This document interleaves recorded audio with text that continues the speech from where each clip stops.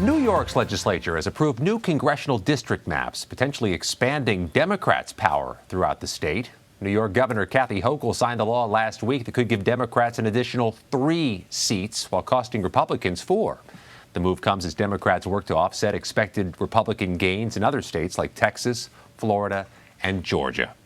For more, let's bring in editor-in-chief of the Cook Political Report, Amy Walter. Amy, thanks for being here. How much will this new map move the meter for Democrats? It still feels like they're pushing against the ocean this election cycle. Well, you know what? This is very important for Democrats to have a Democratic governor, a Democratic legislature. This is the first time that Democrats have had control of both bodies of the legislature. So they were able to really successfully gerrymander the state, despite the fact that there is a new law in the state of New York, one that was passed by voters, a ballot initiative that had a commission that was supposed to draw these lines. But not surprisingly, the commission was deadlocked because you had Democrats and Republicans on that commission. So Democrats got to draw the lines. But look, overall, Scott, Democrats have done pretty well in this round of redistricting, despite the fact that they don't control as many state legislatures as Republicans do. You pointed out Republicans have some good opportunities in Florida. They haven't finished the line drawing there. Successful in states like Texas and Georgia, but they weren't as aggressive as many observers had thought. Instead, they played a little more defense, especially in a big state like Texas, where they were worried about their incumbent Republicans' success over the next 10 years in holding on to districts that were becoming more and more suburban and were trending more and more Democratic. Always a lot of incumbent protection in the map drawing process. Looking at New York, there were some competitive seats there, the one around Syracuse, one in the Hudson Valley near Utica. How creative did they get? Is the competition dead in that state? No, I don't think the competition is dead. And that's what is really important to understand about redistricting. Look, we're going to release scorecards about the success of one party or the other in drawing districts based on their past performance. Okay, how did Donald Trump do in this district? How did Joe Biden do in this district in 2020? Or how did a gubernatorial candidate do in that district in the last election? But as we all know, every election is held in a different political environment. And the political environment right now is not great for Democrats. So the fact that Joe Biden carried a district by 2 points or 4 points or 6 points, sure, that's nice to know and that's very helpful, but we're not in a neutral political environment right now. Or maybe 2 years from now, 4 years from now, the environment's not great for Republicans. The fact that Donald Trump won that district 6 years ago, not all that instructive. But it is, I think, important as we're looking at how much our politics have been nationalized to recognize that at the end of the day, there are going to be more districts, congressional districts, that Joe Biden carried in the 2020 election than there will be congressional districts carried by Donald Trump in the last election. Yeah, Amy, in the Capitol each day, it's hard to escape the pessimism among Democrats for the midterms. And I'm wondering, at the Cook Political Report, what do you deem a safe seat for Democrats at this moment in time? What kind of margin did they have to have in 2020 for you all to think it's safe?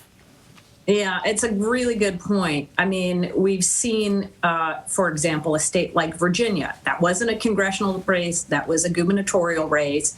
But the swing between how Biden did in 2020 in that state and how the Democratic candidate for governor did in that state, that was more like 12-point shift.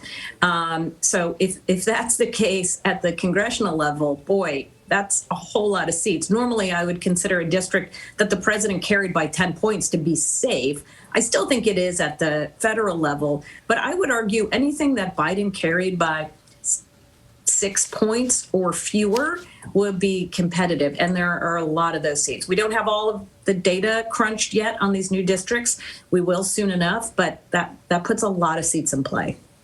What other states or what other regions are you watching? I know some of the maps are still being formed. Some were more recently formed. Right. But where's your focus right now? Yeah, Florida's become very interesting because this is not necessarily a Democrat versus Republican battle.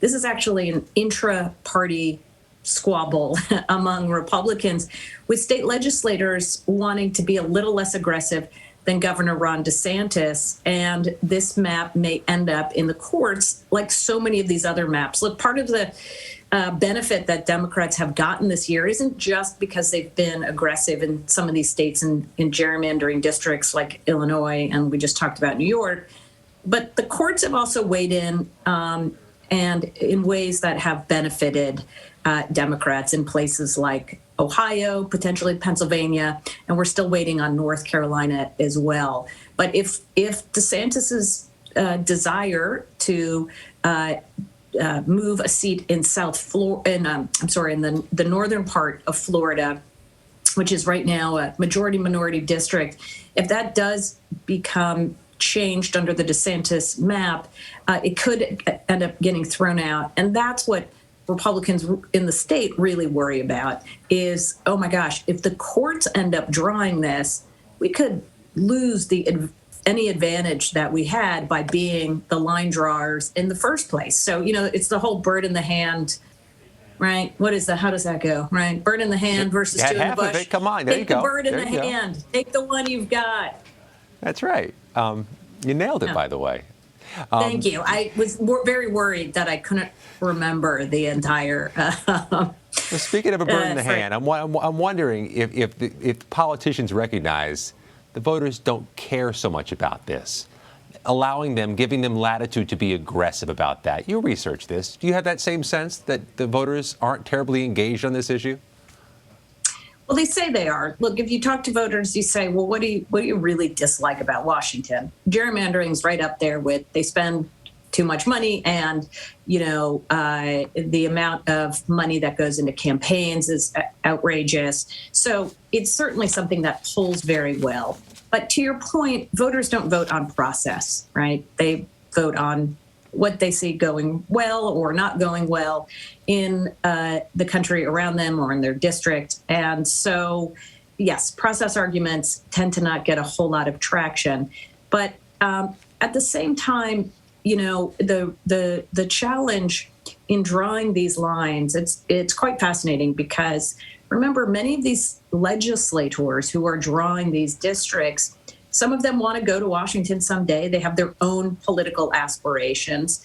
And many of them aren't particularly interested in what national political figures want them to do in the state that they live in. Yeah, there's perhaps nothing more representative of self-political interest than the drawing of maps. Yeah, exactly Walter, right. With the Cook Political Report, we thank you for your time. You keep up the good work as we get closer to midterm election season. Sure thing. Thanks, Scott.